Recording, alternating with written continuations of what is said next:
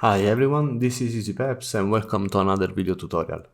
In this video we're going to create a custom brick generator like this one, and we are going to pack it into an HDA.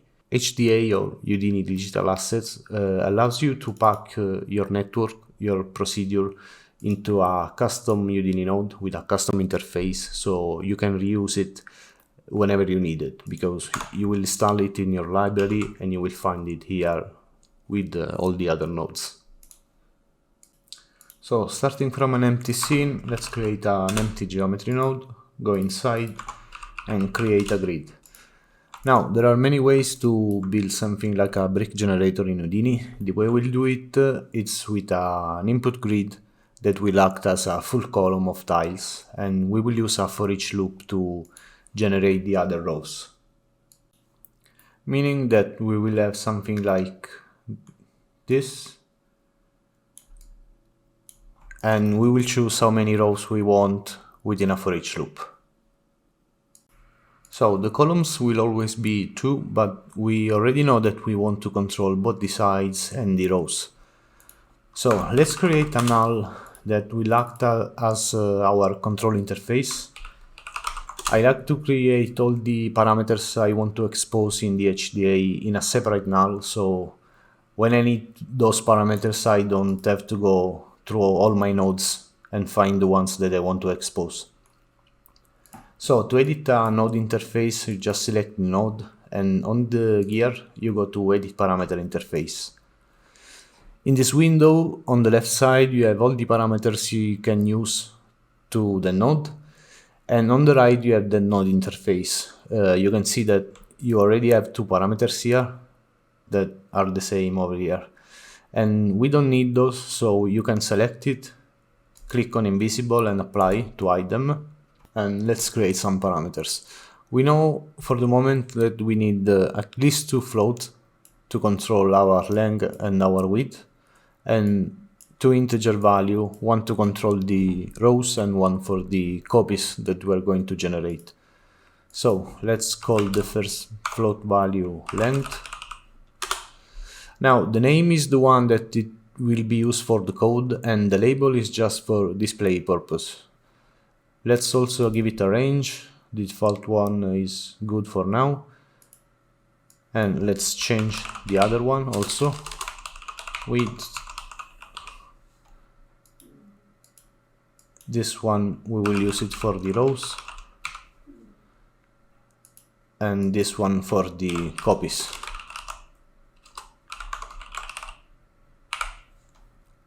Apply, and we just created our first parameters. So let's go and right click on the length, select copy parameter and paste relative reference on the Y sides of the grid. Do the same for the width on the X sides.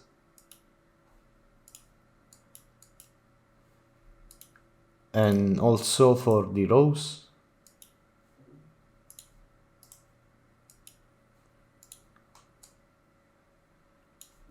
And we will leave the columns empty for the time being, because we are going to define those in the for each loop. So let's set our grid size something like 2 by 0.4, and this is our first row. So now we're going to create our for each loop, and we are going to use for each number because it will not work on primitive or points. Instead it will repeat as many times as we want, in this case as many rows as we want. If you turn on the point numbers right here, you can see on the iterations, which is the number of times we are running the loop, a new row has been created in the same position, because we are doing nothing at the moment, but the geometry has been created. Now the first thing we are going to do in the loop is to move every generated row on the x-axis by the width of the row itself. So we are going to do it with a point wrangle, so let's create one and call it copy. And to access the size X of the grid, you can just go to the grid, right click on the size X and copy parameter, and pass relative reference in the expression field. So now we can store it into a float variable. Let's call it size X and semicolon at the end. Now, just to show you that it's working, we can create an attribute and store it, the variable inside it. So if we go in the geometry spreadsheet, you can see that it's reading the attribute correctly. Now, if you want to type it manually, just remember to insert the backtick. Otherwise, it will not read the channel. It will give you an error. So you need to insert those one to directly access a parameter like this. Now we can delete this one, we don't need it, and go back into the scene view, and we can add now the size X new variable to the existing X position. Now the amount of position we are moving is fine, but we need to increment the value every time we run the loop by 1. And we can do it by accessing an attribute that is stored here in the for each count metadata node.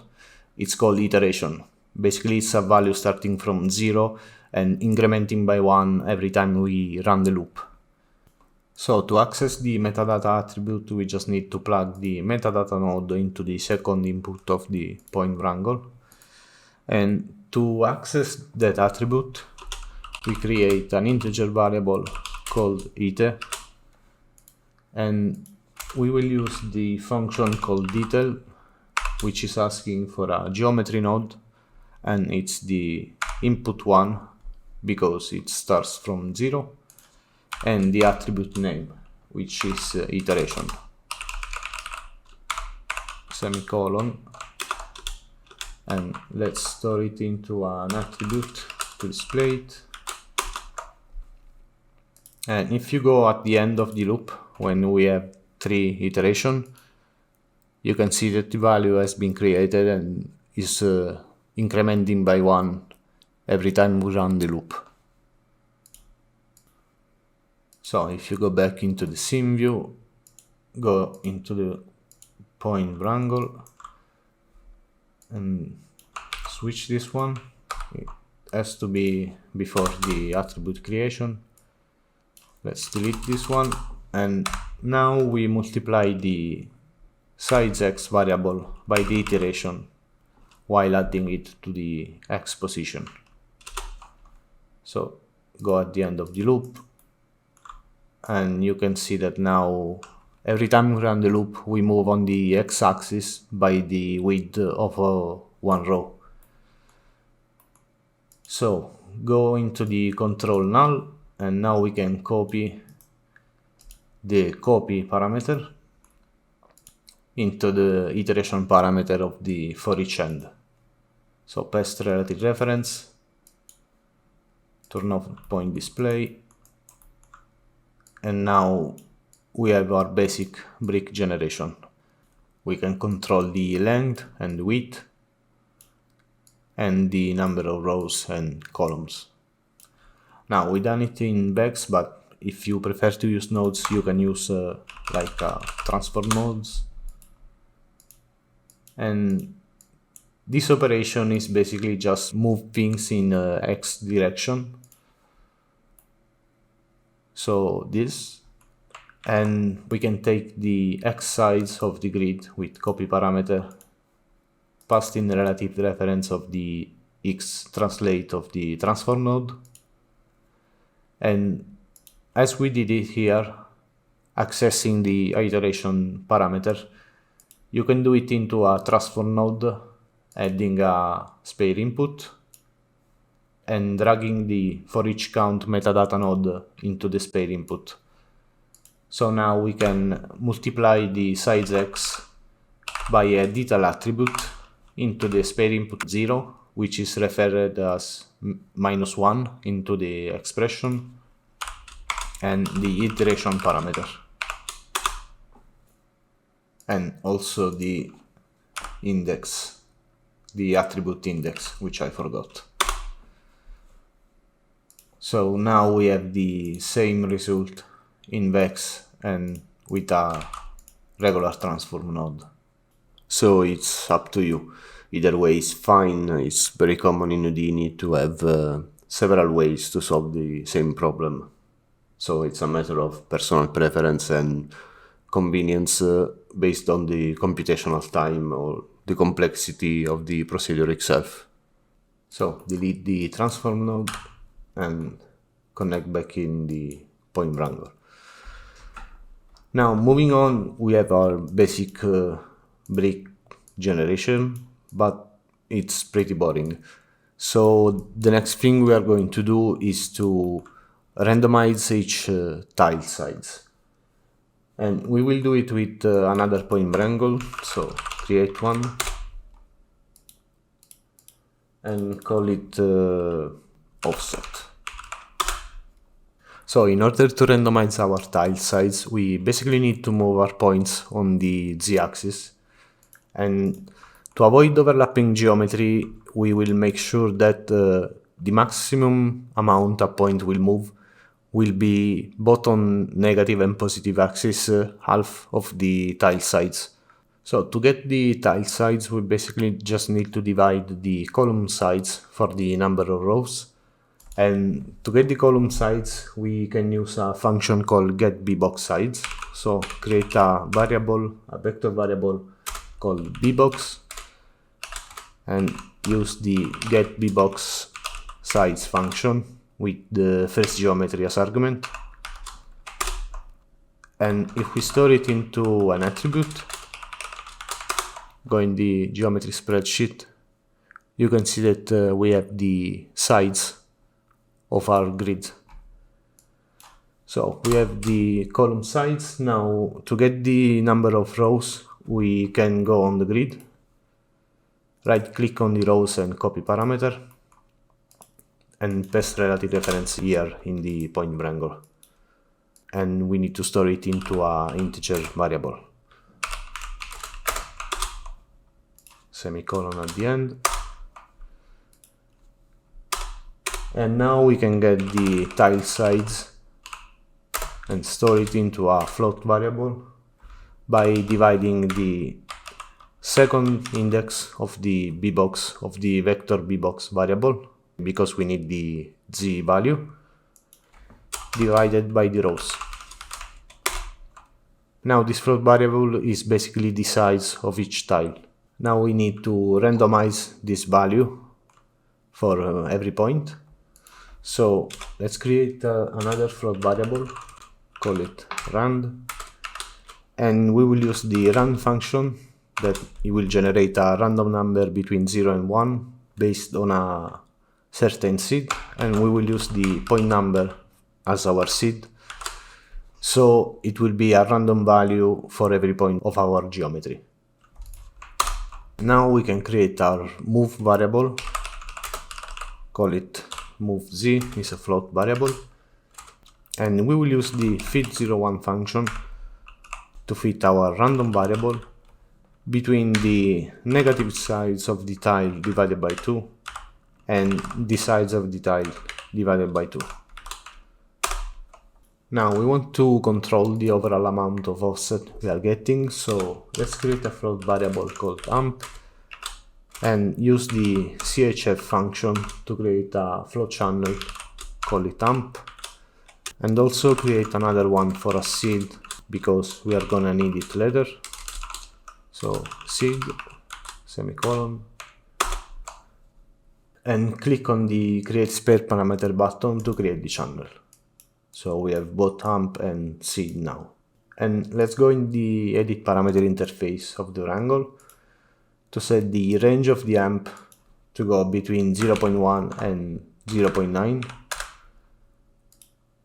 So it will not reach the full size and match to another point in the worst case, and apply and accept. And now we can update the z position of the points by adding the new move z value multiplied by the amp.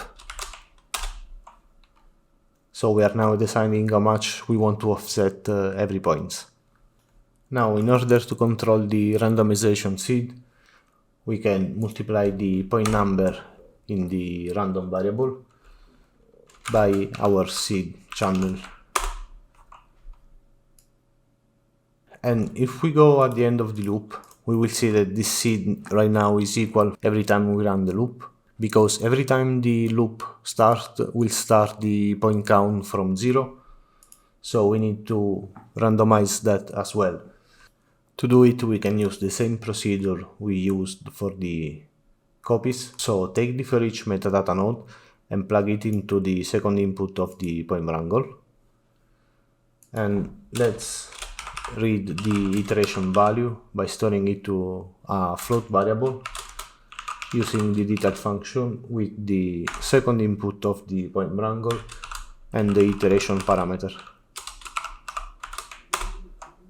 So now if we multiply the random value also for the iteration, we will get the random value different every time we run the loop. Now if you notice, the first iteration is not changing when we change the seed, and also the first point of every iteration doesn't change. That's because when we get the iteration 0 or the point number 0, all is multiplied by 0 and we get 0 seed.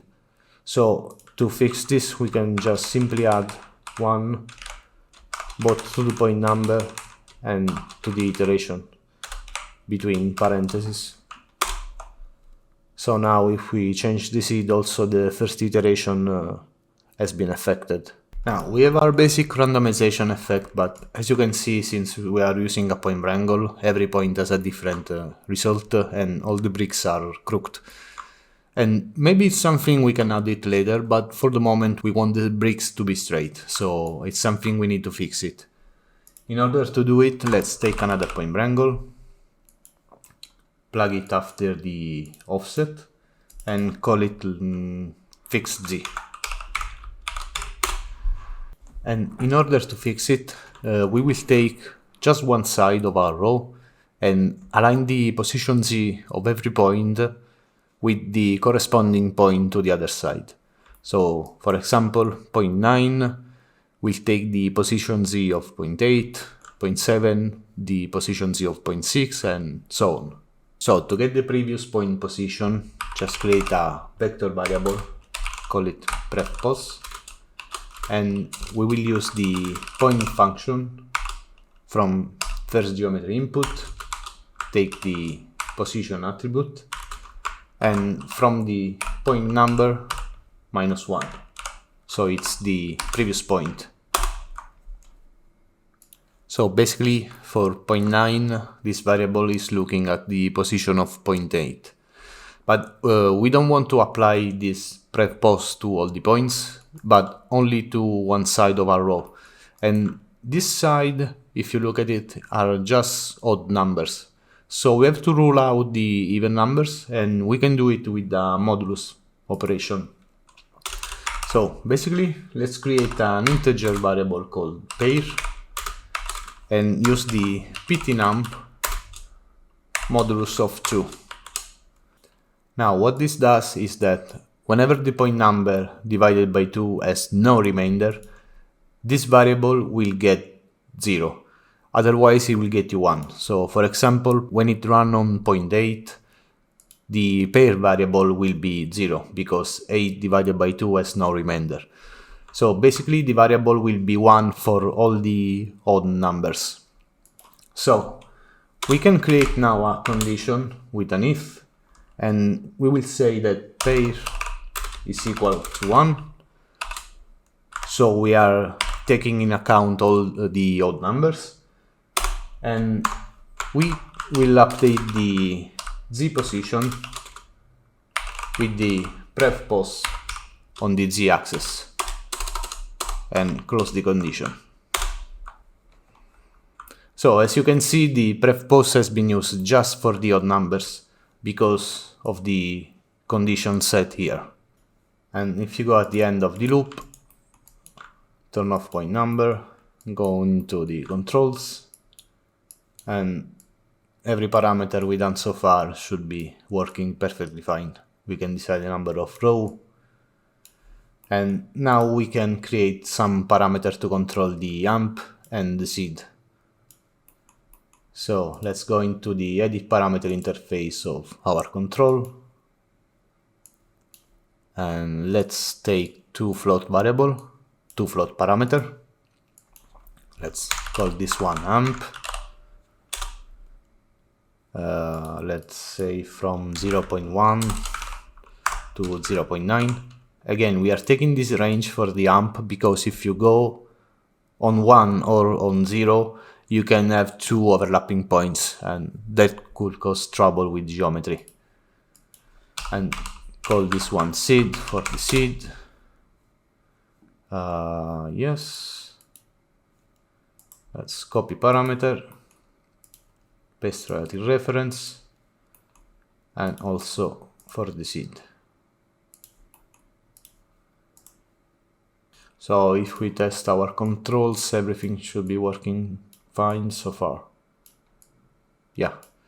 And one thing we can add before moving on is a switch to choose if we want to apply this effect on everything or just the inside edge. So let's do it right now.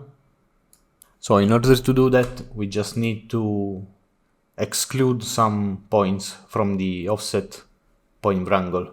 So we can create a group range coming from the for each begin, set it to points, and take the first two and the last 2 points and invert range. So basically we are taking the border points. Call this group border and plug it into the first input of the copy point wrangle.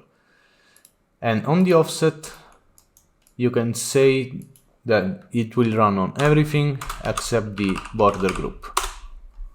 So if we go at the end of the loop, now the borders are straight. Now to make it as a switch, you just need to create a switch node, take the for each begin and plug it into the first input, plug the group range into a second one, and the output into the copy node. So by changing the input of the switch, we are basically turning on and off the borders. And to make it as a controller, we just need to go on the control, edit parameter interface, and add a toggle parameter. We will call it this border with name and label. Right click, copy parameter, and paste relative reference on the switch. So now we are excluding with the control the effect on the border. Now the next thing we are going to do is to recreate the crooked effect we had before, but in a way we can control it. So let's take another point wrangle. Let's call it like irregular. And to do that, we are going to add a new position to our values. So let's create a float variable, call it like npos. And we will need a random value. We will use our position to generate it. And also let's multiply the value for some random value plus some seed so we can change it. Close all the parentheses. And also let's create a float variable for our amp so we can control that too. And now we can update our position Z with this new created value within a fit 01. So npos minus amp and amp. Click here to create the spare parameters.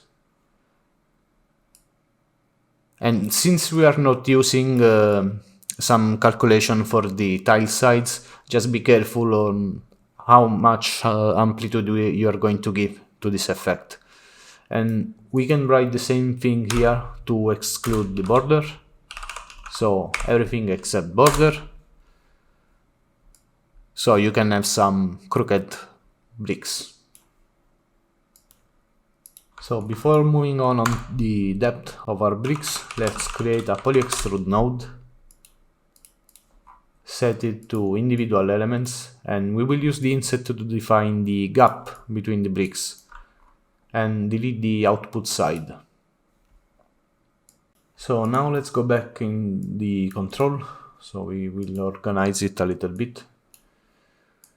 Let's see, we have our length, our width, rows and copy, so we can use a label to separate things.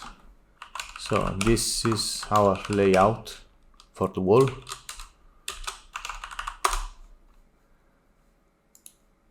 And after we have amp seed border, so this is our brick section.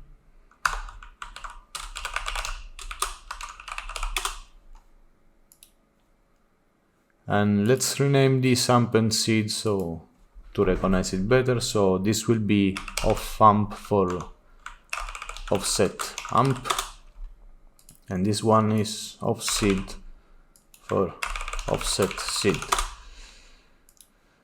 Now we need another float for our gap and also for the regular amplitude and the regular seed. So this one is gap or gap, and we will call it this to I for irregular amp, I amp for irregular amp, and I seed for irregular seed. So we have things a little bit organized. So apply and accept. And so we need to connect the new parameter, so copy parameter on the gap and paste it on the inset of the extrude, paste relative reference. So now we control it, and this is maybe too much. We can go on the extrude and say multiply by 0.1. So we have a more manageable parameter. And as for the regular amp, copy parameter and we paste it into the point wrangle on the amp here. Paste relative reference and do the same for the seed, for the irregular seed.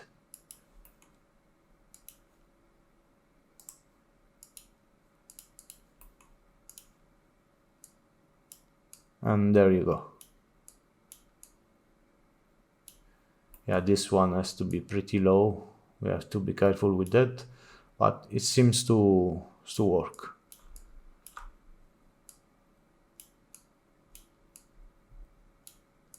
Now we basically have our brick generator core, and what is left to do is to extrude our bricks. So let's take another extrude, plug it after the gap, and let's put some distance for it. Now we want to randomize the extrusion of every brick as well, so we're going to use something like called the z-scale, which is a primitive attribute that will randomize the depth of every brick. Now the z-scale will work per primitive, so we need to set it here as individual elements, and it will be multiplied for the distance, so we need to have some distance over here. Now to set the z-scale we need a primitive wrangle, because it will work for primitive, and we need to put it before the poly extrude. Now we need a random value that will be different for every primitive and also for every iteration. So like before, we need to access the metadata iteration attribute. So let's plug the metadata node into the second input of the new point wrangle, that we will call it set z-scale for convenience, and let's access the iteration value like we did before with the detailed expression. So one iteration and semicolon. Now we define a seed for this z-scale, to be different for every primitive, so we will use this random function based on the primitive number with +1 to avoid that 0 seed, and multiplied also for a float channel to control it, call it like z seed, and multiplied by the random function with the iteration seed, also +1. So let's close the parentheses. It should be okay. And now we create a float variable called z-scale, where we can use fit01 to fit the new created z seed with two channels that we are going to control. So let's create two float channels called min and max, and another parenthesis and semicolon. So create spell parameter. And now it should be okay if we write this new variable into an attribute called z-scale and use the z-scale variable. It should already working. We increase the max and change the seed. You can see that it's already working. Now to randomize things even more, we can use also the insert scale. So let's call it iScale because it's shorter, and we will need to input some value here, so 0.1 is fine for now. And let's go back to the point wrangle. Now we are going to copy this value to create another seed for the insert, so let's rename float iSeed. Also rename the channel so we have another seed which is different, and we need to copy this as well, so paste it right after. Float iScale is equal to imin and imax, so we have new channel to remap it. Also this should be iSeed, and let's write it to another attribute, call it iScale is equal to iScale. And if we did all correctly, yeah, so now we have also a random insert base per primitive. Now in the z-scale point wrangle, we can also define a random color using a similar procedure. So copy the z-seed value, paste it at the end, and let's change the name with float call. Here is fine. Let's change the CHF name with something like called seed, so we have another seed. And let's write it into the CD value using the newly created attribute. Let's create spare parameter and change the seed. So we now have also a random color for each brick. Now let's go and update our controls. So go to control, edit parameter interface, and let's see what we need to adjust. First of all, I believe we have used the wrong label. I mean, they are fine, but they don't have the line that is so convenient for me. So let's delete those. And let's use the label heading 1. So this, this act better as separators. So we'll take one here and one here. We don't even bother to rename it. So we have len, width, rows, and copy and paste one of these integer to use as color seed. So let's call it called seed, color seed. And on this section, I believe we have everything. And now we need to take care of the extrusion. So take another label to separate after the irregular. And let's see, we need 1 and 2 float for the extrusion min and max, 1 integer for the extrusion seed, and same one for the insert. So copy and paste it. And then use another label to separate the border. So first one is the min extrusion. So min x should be fine, min extrude, and max ext for max extrusion, extrude, and this one is extrusion seed. So ext seed,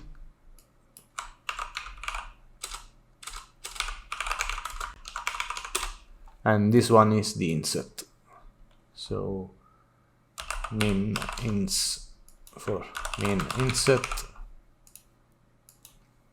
max ins for max inset,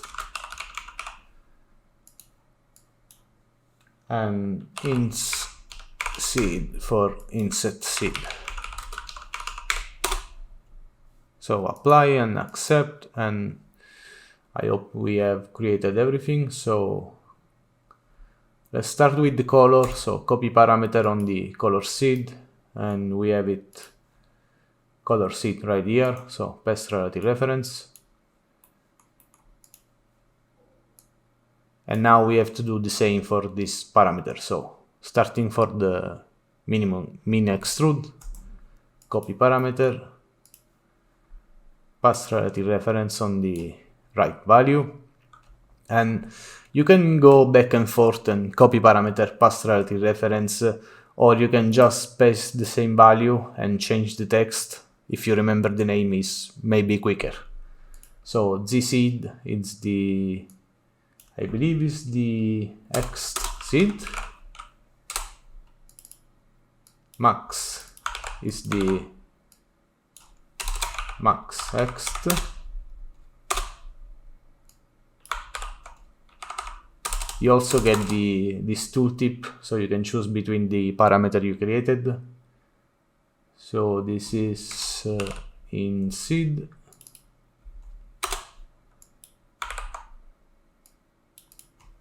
this should be min ins and max ins.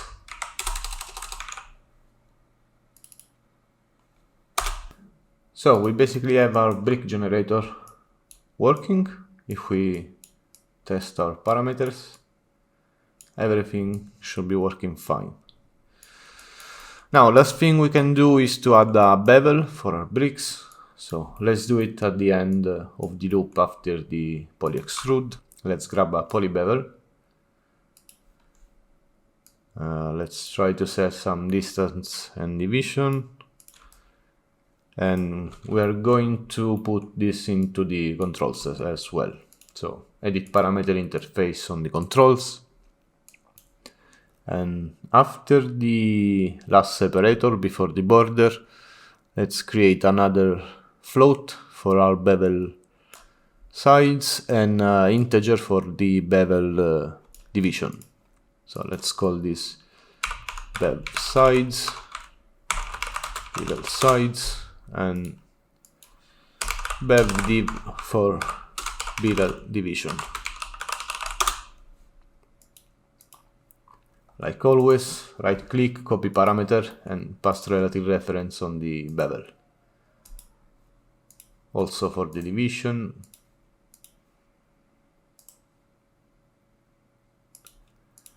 And we have also our bevel working. Now in my version of this tool I also added a polyfill because I used it for the voxel workflow, so I needed a closed volume, and the polyfill with the single polygon take care of it. You probably won't need it if you are using for a regular brick wall. You'd better create a single grid and put it behind the whole wall. But let's do it this way because this video is already taking longer than expected. So our geometry is basically ready. We just need to clean it a little bit. If you middle click on the last node, you can see that we have some attributes as some group that we don't need it, and we also have the color attribute as primitive and not as point. It's always a good idea to have it as a point attribute. So let's grab an attribute promote node, and let's promote the color from primitive to point and set it as CD. So now we have our color as point attribute, and we have to delete this I scale, Z scale attribute and also the groups. So we need an attribute delete node, and we can basically say to delete every attribute from the primitive with this star symbol. And we don't have any attribute on the points, I guess. Yeah, we need both color and position, so it's fine. And also let's take a group delete node to get rid of the group, and we can say here any group. So we just have the attribute we need, which is color and position for our points. Now to define our HDA tool, we just select everything we created and press Shift and C. So we put everything into a subnet. Let's call it like brick generator P1, and also go inside and create an output. So even if we are like here and we are debugging things, we have our HDA output that is the right one. Now we need to take care of the interface. We need to expose the controls. So let's select the subnet, go to the edit parameter interface. We can select this for one and set it as invisible. And if we go on this from node panel, go inside the brick generator, you can see you have the control, and you just drag it on the right side. So every parameter we set on the control, if we do apply and accept, we have it right here now. And we can control the subnet from outside. Now this is a subnet, it's not yet an HDA, so let's delete the null. And to define this subnet as an HDA, you select the subnet, and on these assets here, you choose new digital assets from selection. And you have to define a name and a label for this one, and be careful because you can't change this name anymore. So choose wisely. Press accept, and this window will open with all the operator properties. And you can define parameters, input, output, and everything here. We can edit this later, so you just do apply and accept. And now we have our digital assets. If we press tab and type brick, you can see that we have the HDA. Now, if you want to make some change to the HDA itself, you need to unlock it. So right click and say allow editing of content. So now you have a red lock icon. You can go inside and make all the change you want. To apply those change, you right click and say save node type. So every version of that HDA that will be created for this moment, it will have those change. If you want to match the already existing copies of that HDA to the new changes, you right click on the old one and say match current definition. And also a very important thing, if you want to make change to the interface of the HDA, you can't do it anymore from here. From the edit parameter interface, it won't save the change. So to edit, you can right click on the HDA and say type properties. From here, you can do all the modification you need, and you apply, accept, and it will be saved to the HDA. So that's it for this tutorial. I hope you find it useful, and of course this tool is nothing too complicated, but it has some good procedure in it that I think are useful to know if you want to work in Houdini. You can of course add more complexity to it. That's the beauty of working with Houdini and with HDA. If you like this content, maybe consider to like the video and subscribe the channel, and I hope to see you in the next one.